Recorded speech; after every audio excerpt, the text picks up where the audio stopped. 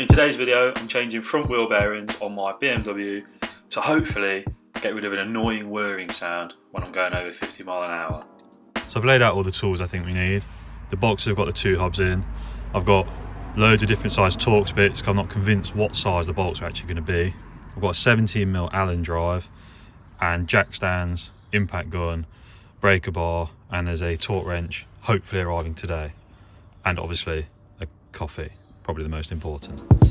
To start off, I removed this rubber cap with a flathead screwdriver. I then began undoing the 18mm bolts so that I could remove the brake caliper, but I wouldn't recommend doing that just yet. So this is me about to realise that I've taken the caliper off prematurely. You need it on so that you can wedge in a screwdriver to stop the disc from spinning when you're trying to undo this centre bolt. So with the caliper back on, I threaded a screwdriver into the vanes of the disc to stop it from spinning. Then I could break the torque on the bolt. And then it was just a job of removing the caliper for the second time. At this point, I undo a 7mm Allen bolt so that I can remove the disc, revealing my wheel hub. So the wheel hub is held on by 4 bolts. You can see them threaded through here. And to undo them, you need to go to the other side, and you can see 4 bolts around this rubber boot. So you will need to move this to undo them. 20 minutes later, 1 bolt off. Jesus Christ.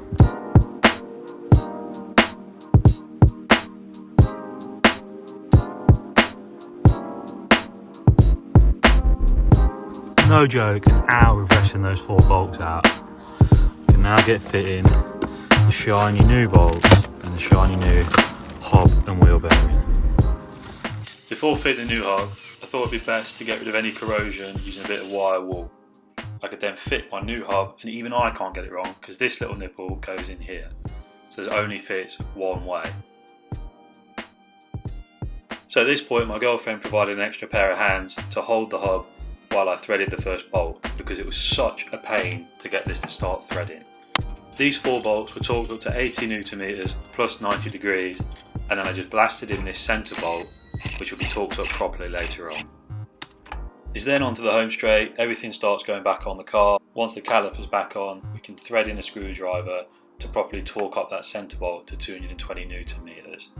The wheel then needs to go back on, and it was the same again on the driver's side, and I was so knackered at this point.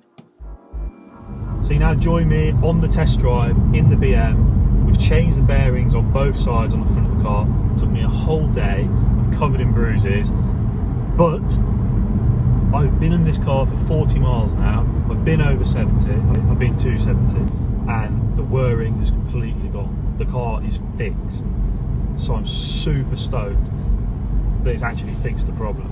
I feel like an actual mechanic for once. I have also noticed on this test drive there's a couple of issues. One being oh, the horn works. It didn't work. Ah, no, it's not working again. There's a dodgy connection on the horn. Other than that, I think the car's good to go. It seems to drive really nice. It's up to temperature. Nothing's exploded yet.